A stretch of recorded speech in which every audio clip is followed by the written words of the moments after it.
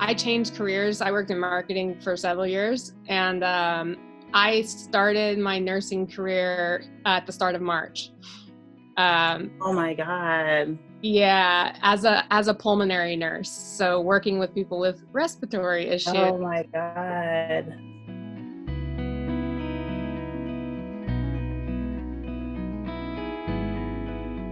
I think what's changed is I am a night nurse, so I work nights, and the whole plan for me doing this entire career switch was that I would get home from work and my kids would be at school.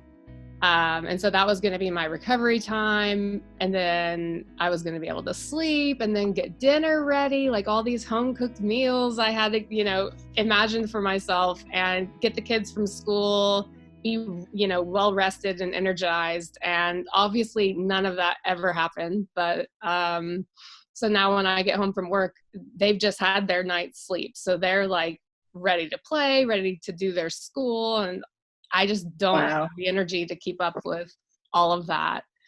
So it's been a real challenge. Luckily, my husband also is working from home right now. So if I really need to go to bed, I can go to bed. But it's a day by day thing, just doing what you can day by day. So I own a cafe and catering company in East Harlem in New York. For us, we are feeding relief workers at hospitals.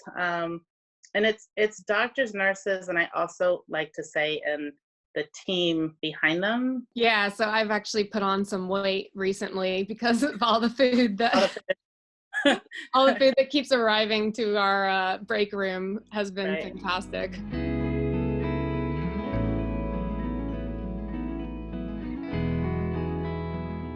Work-life balance. Very early on, I had to prioritize life and not work. That's for me been the most challenging part, is figuring out how to run a business during a global pandemic, and how to keep my daughter engaged and taken care of and feeling secure and supported. And that's been the hardest part for me. I think I've become a lot more patient as a parent. Like, if my kids are upset about something, I'm not like, okay, let's try to solve it. I'm just more like, it's okay, it's totally okay. And I've told my kids several times, like, mommy and daddy have never gone through anything what you're going through right now. And I hope that that's what comes out of this, is that, a much stronger relationship with a lot more transparency between kids and parents in general, because everyone is, everyone's going through that, and we're not relying on sitters or the schools. Like, it's us all day, every day. And I hope that ultimately is a positive, in terms of, I hope that that's what they'll remember from this, and not like the traumatic sudden change. I hope that intimacy and that closeness is what carries us afterwards.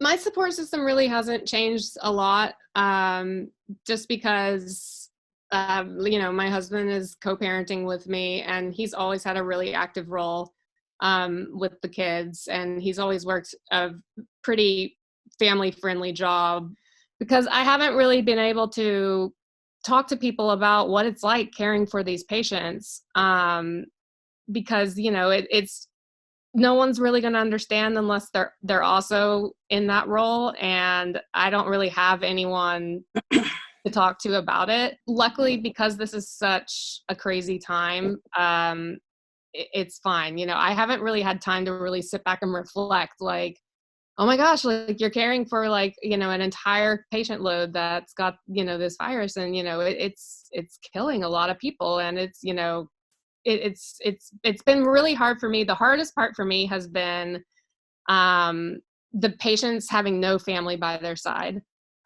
So you as the nurse become like the sole person that's, able to talk to them and able to, like, encourage them. Obviously the biggest change for me is that her dad isn't here with us. My mom is 84. She'll be 85 in July. So she lives by herself in Tampa.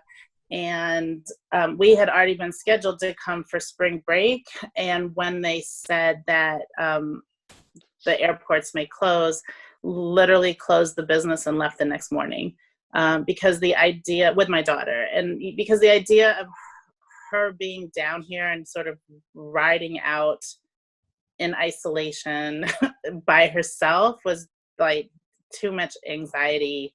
You know, I won't go back to New York until I know my mom is okay, and that, you know, my daughter isn't stuck in a small apartment. She misses her dad a lot. Like, we have to, you know, we're on FaceTime with him a lot. And, you know, FaceTime has even become, he'll just be in the room with us on on the iPad while she does other stuff, just because, you know, his presence is important. I think that support is important. And for me, it feels good to know he's involved and I don't have to communicate it. I kind of feel like everyone's in the same boat, like managing, especially moms, like figuring it out, managing day to day. I think that my parenting style before is the same as now. I'm pretty, you know, I'm not a helicopter mom. I'm, you know, sort of, you know, like, let's figure it out day to day. And I think whoever you were as a mom before this is probably who you still are going to be through this.